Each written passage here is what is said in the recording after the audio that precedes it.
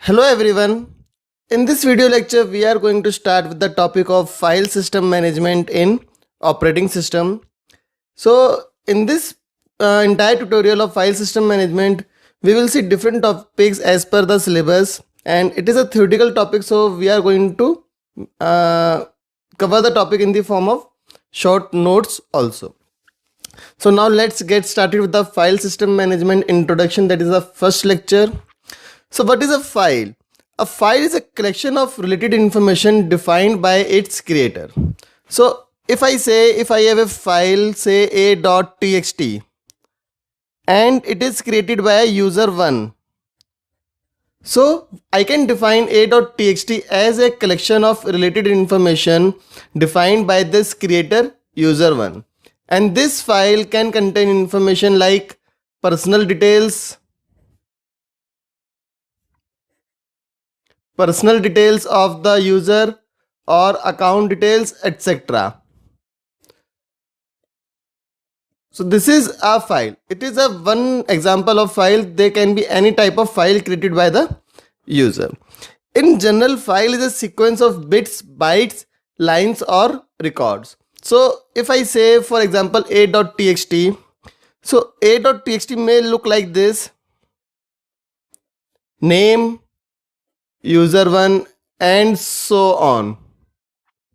So this is a sequence of lines. Similarly, you can have a sequence of bits, bytes, and records. So this is a basic introduction of file. That file is a collection of related information created by its user. Now there are different types of files. Some of the example of file types are text file, source file, and object file. Now what is a text file? As you all know, text file is a sequence of characters organized into lines.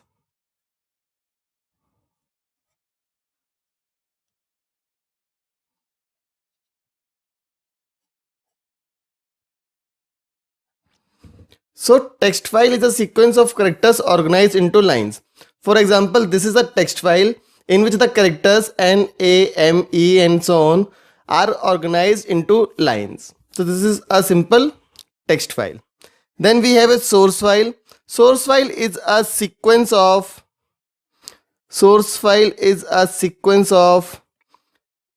subroutines or functions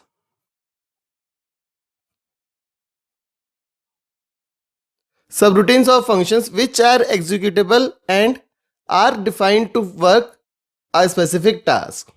So if I have a source file, say A, and this source file contains two functions, f1 and f2, and f1 is calling function f2 in the source file. Now if I open this source file, which is an executable file, this function will automatically called, and in the middle of this function or in any sequence of this function, f2 function will be called. So source file contains sequence of subroutines or functions which are executable and are designed to do some specific task. Then the next type of file is a object file. This is a collection of words.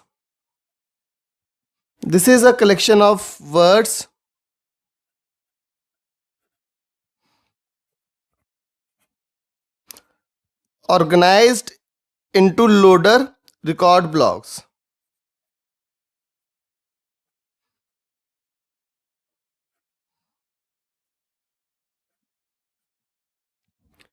So object file is a collection of words which is organized into loader record block. Now as you all know that whenever a function, a subroutine or any task has to be performed, there is some loader which gets called, and there are certain properties, certain aspects of the function or the subroutines which needs to be initialized. So generally those properties, those factors we initialize in this object file. So these are some of the example of file types. Now there are different attributes of any file. We are going to study those attributes. What are attributes? First, so attributes are the parameters which are used to keep track of file in a operating system. So basically these are some of the properties of the file which are used to keep the log of the file in the operating system, or record to keep the track of the file in the operating system. So some of the attributes are name. So name is a human readable form, is in human readable form, and as per the attribute name, it is clear that it contains the name of the file. So basically it is the file name. And for example, A is the file name. Now second, we have the identifier. It is a unique ID or the unique target. You can say the unique ID, generally represented by numbers, and identifies the file within a collection of all the files of the operating system. So for example, if the ID for A is 123, so this is the ID for the file A. That is your identifier. Now type, it specifies the type of file. So it is the file type basically. So for example, if the file type of A is txt, so now I have the information that there is a file in an operating system with the name A having identifier 123, is of type text. Then the fourth attribute is the location. It is a pointer. It is a pointer to a device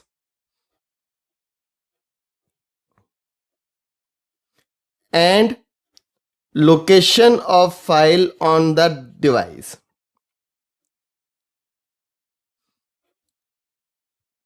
So this parameter, this attribute is telling the operating system that at which location, at which device the file is stored. Then we have the size. It is the current size of the file. It is the current size of the file. So if I say 1024 KB, so I have an information about file A having size 1024 KB. Then the protection. Protection is the access control information. It is the access control information.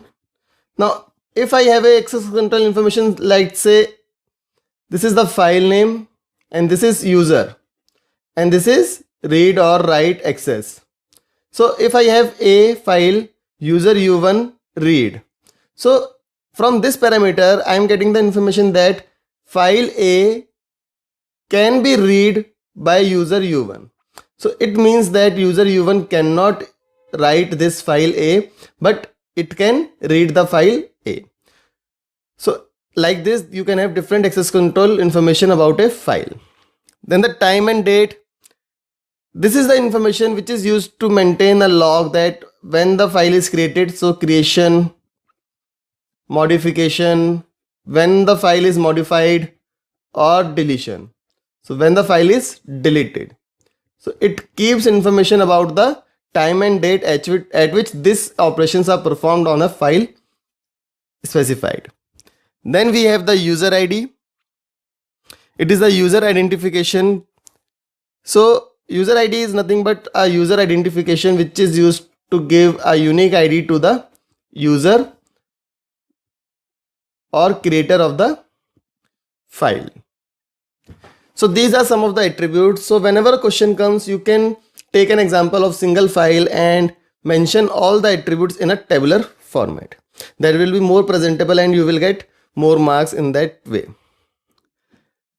Then there are different operations on the file. So we have file operations, the next topic. It is very simple. First is the creating a file.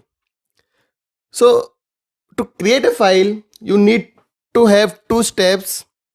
One is you have to find the space in the system.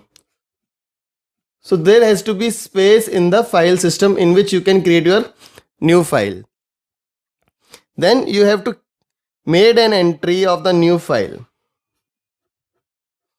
So once the space is found, you have to create a new file and enter that file in the file system. So this is creating a file.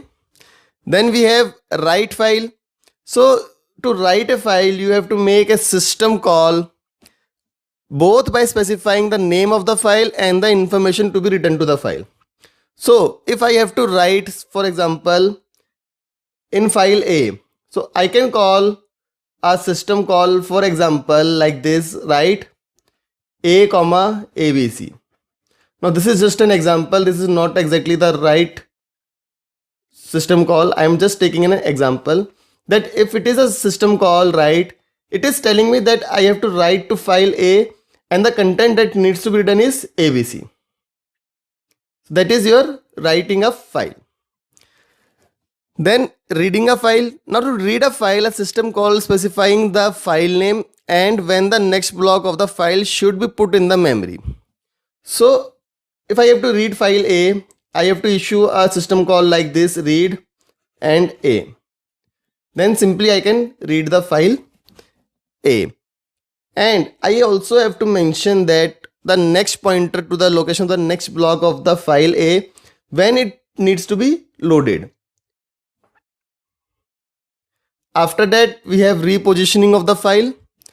Repositioning does not involve any actual input-output operation. This operation is also known as file seek. So basically, if I have to search a file, then I have to use repositioning a file. It is a file seek. Deleting a file means deleting the file from the file system entry. So delete file from entry of the file system. Now, last is truncating a file. By truncating it means that the user may want to erase the contents of the file, but still it wants to keep the attributes with hold. So if I have to do that, I do not delete a file, I rather truncate a file. So truncating a file means deleting only contents.